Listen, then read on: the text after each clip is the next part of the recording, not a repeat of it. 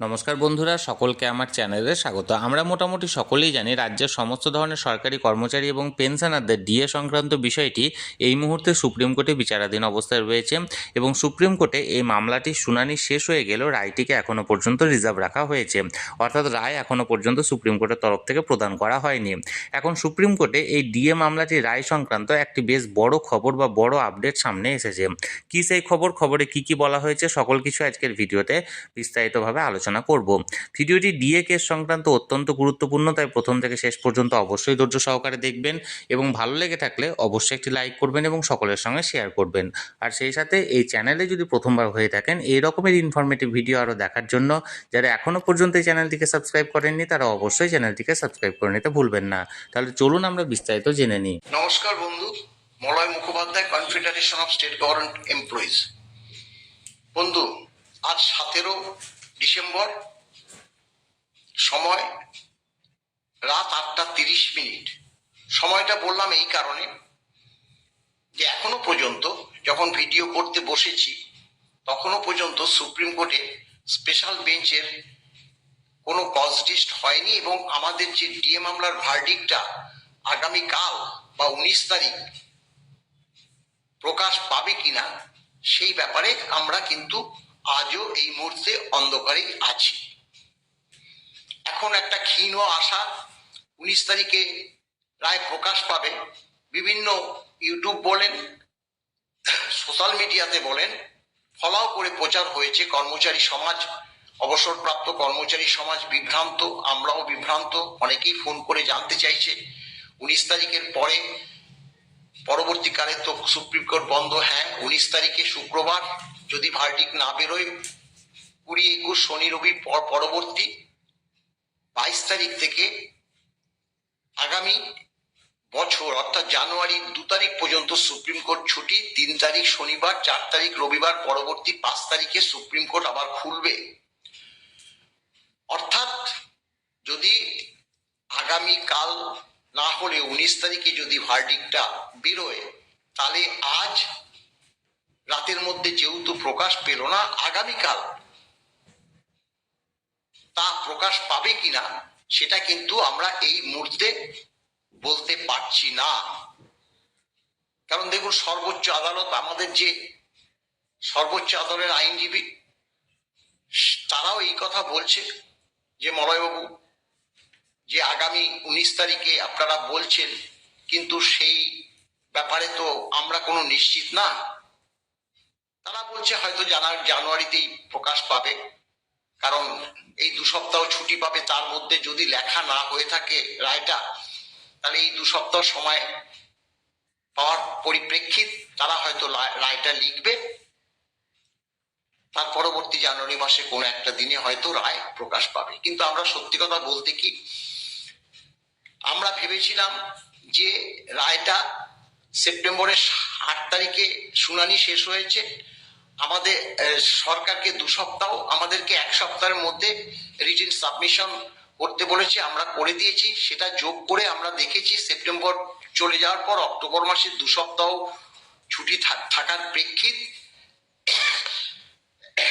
মাফ করবে, প্রেক্ষিত যে অক্টোবরের লাস্টের দিকে বা নভেম্বরের কোনো একটা দিনে হয়তো রায়টা প্রকাশ পাবে। কেন সেটা আশা করেছিলাম সেটাও তো আমরা বলেছি।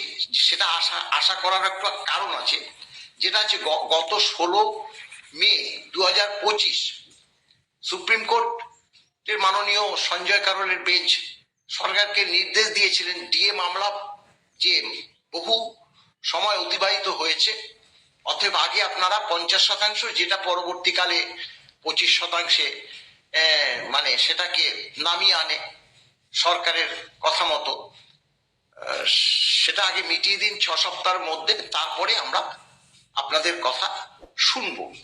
অর্থাৎ ডিএ মামলা যে দেরি হয়েছে সর্বোচ্চ আদালতও জানে। তাই আমরাও ভেবেছিলাম যে শুনানি শেষ হয়ে যাওয়ার পরে নিশ্চয়ই ডিএ মামলাটি অন্তত 1 মাস পরবর্তী বা 1.5 মাসের মধ্যে মামলাটির রায় প্রকাশ পাবে। কারণ এই 1 মাস 1.5 মাসের ব্যাপারটাও কিন্তু আমরা যেটা ধরেছিলাম যে উচ্চ আদালতেও কিন্তু রায় রিজার্ভ ছিল, ট্রাইব্যুনালেও কিন্তু রায় রিজার্ভ ছিল, সেখানেও আমরা দেখেছি কোনোটা 1 মাস 12 দিন, কোনোটা 1 মাস 17 দিন এরকম সময়ের মধ্যে প্রকাশ পেয়েছে। তাই আমরা আশা করেছিলাম যে নভেম্বরের লাস্ট উইকে বা ডিসেম্বরের ফার্স্ট উইকে রায়টা প্রকাশ পাবে। ফার্স্ট উইক চলে যাওয়ার পর সেকেন্ড উইকও চলে যাওয়ার পর 19 তারিখে আমাদের একটা ক্ষীণ আশা এখনো পর্যন্ত আছে বলবো, কিন্তু ক্ষীণ আশার কথাই বলছি। আর না হলে কিন্তু আমাদের ওই যে জানুয়ারি অর্থাৎ 26 আগামী বছর জানুয়ারি মাসের আবার 5 তারিখ পরবর্তী আমাদের ওই সুপ্রিম কোর্টের যে ওয়েবসাইট রোজ আমাদের দেখতে হবে, কারণ না দেখলে কিন্তু আমরা কোনো খবর পাবো না। সর্বোচ্চ আদালত আগে থেকে কোনো মতেই প্রকাশ পাবে না, প্রকাশ পাবে তখনই যখন তারা ওয়েবসাইটে দেবে। অতএব দেখুন, আমাদের দায়িত্ব সর্বাধিক, আমরা কিন্তু যখনই কোনো খবর পাবো আমরাই কিন্তু আগে আপনাদেরকে জানাবো। এখন দেখুন, আমরা শুধু এইটুকুই বলে আপনাদেরকে সান্ত্বনা দিতে পারি যে অনেক সময় সুপ্রিম কোর্টে তো অনেক সময় অতিবাহিত হয়েছে। আপনারা জানেন যে গত 28শে নভেম্বর 2022 থেকে 7ই জানুয়ারি 2025 এই পর্যন্ত মামলাটা শুনানি বারংবার উঠেছে, কিন্তু মামলাটি হয়নি। তারপরে 7ই জানুয়ারি পরবর্তী 25শে মার্চ একটা লং টাইম দিয়েছিল মাননীয় ঋষিকেশ রায়ের বেঞ্চ।